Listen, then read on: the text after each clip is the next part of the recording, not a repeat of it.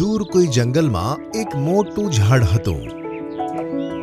તેની ઉપર એક ફળ ઉગતું જેનું નામ ડ્રેગન ફ્રૂટ હતું. તે જોવામાં કંઈક અલગ પ્રકારનું ફળ હતું. તેને જંગલમાં બધા જાનવર ખાવા માંગતા હતા. પણ તે ઝાડ એટલું ઊંચું હતું કે કોઈ ત્યાં સુધી પહોંચી શકતું ન હતું. એક દિવસ એક જીરાફ જંગલમાં આવ્યું. તે ખૂબ જ ભૂખ્યું હતું. ખાવાનું શોધતા શોધતા તેને દૂર ડ્રેગન ફ્રૂટનું ઝાડ દેખાયું.